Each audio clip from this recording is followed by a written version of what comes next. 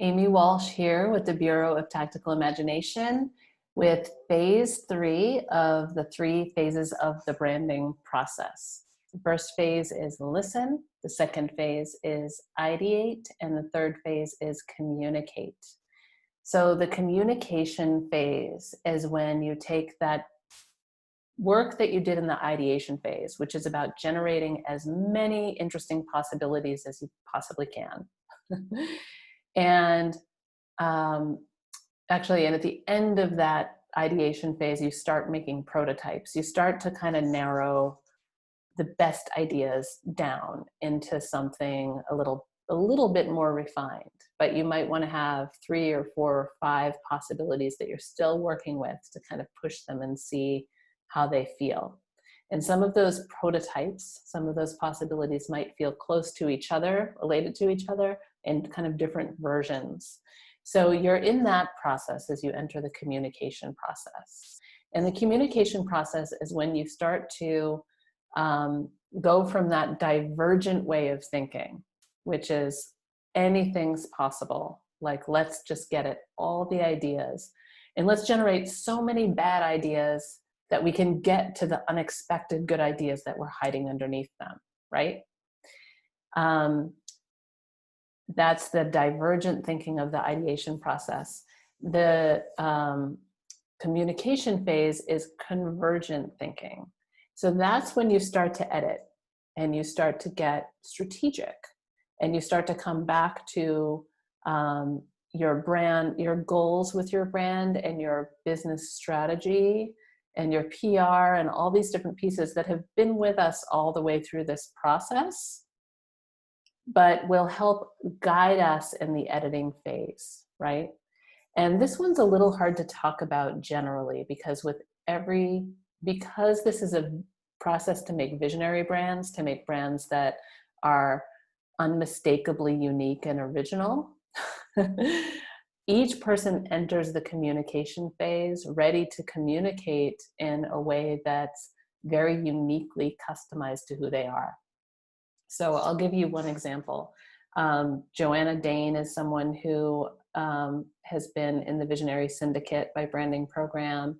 And she figured out through this whole process, as she came into the communication phase of the process, that the format in which she was delivering her work, which was coaching calls and kind of group programs online, actually wasn't aligned with how she most effectively brings her work into the world. And she, in fact, went through kind of an identity shift where she was able to claim more and more that the work that she does is asking for her to be more of a creator of experiences and more of an artist in the way that she brings this material to the world, and less of a more traditional, like, coach, healer person.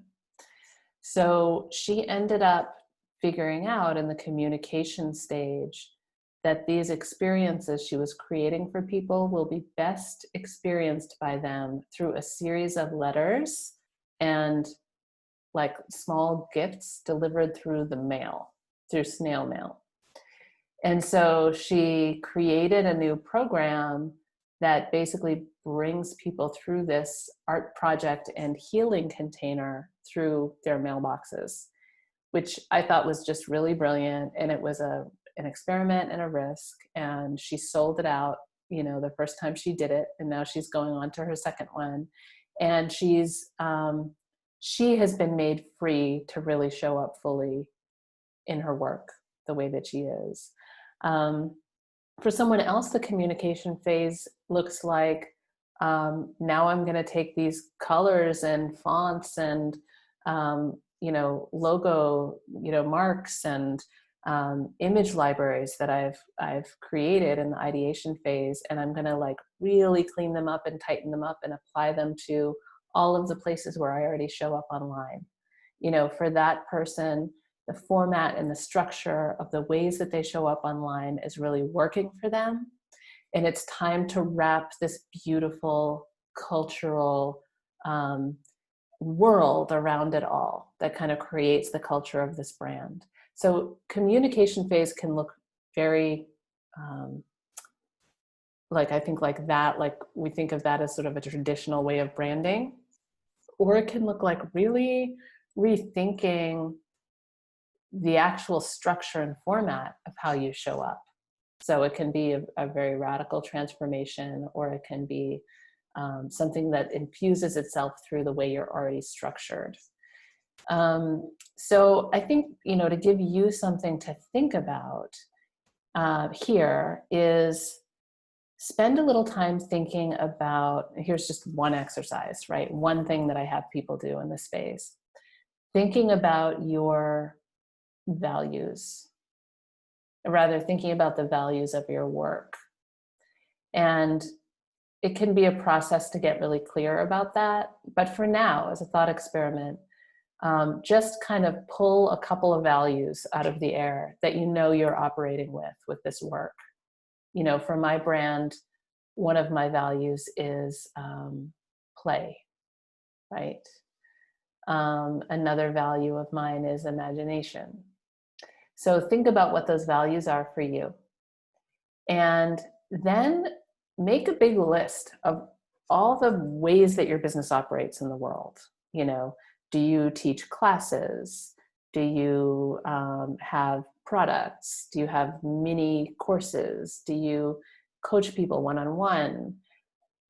If you do, how do you onboard them into the process? What happens when they're done? Think about your systems, like all the ways you are in relationship in your business. And then take one of those values like playfulness and ask yourself as you go through this list of all the places your business operates, if playfulness is infused in that thing. So I can and should probably, now that I've gone a little while without rebranding myself, go through all the different ways that I relate to people in my business and all the ways that I show up in the world and ask, is this playful enough? Is this harnessing the power of play and communicating that the way I want it to? So that's my assignment for you. You know, people in the Visionary Syndicate, there's a whole series of assignments that we go through in the communication phase and in all the phases to kind of look at branding really comprehensively from every angle in the business. But for you, for right now in this short video, I invite you to identify what you think your brand's most important 2 or 3 values are right now. And then look at your whole business and ask yourself if you're seeing those values show up in each of the places. And I'd love to hear what happens when you just apply that simple idea, simple but not always easy idea. And if it gives you any fresh perspectives or thoughts about how you can approach the pieces of your work. All right, thank you so much. This is the end of this little 3-part series. I look forward to hearing your insights or the ideas that came up for you. And these are public videos. They're on my blog at amywalsh.net. They're on YouTube, and you're welcome to share them to social media or with anyone who you think could benefit. Thanks a lot. Bye-bye.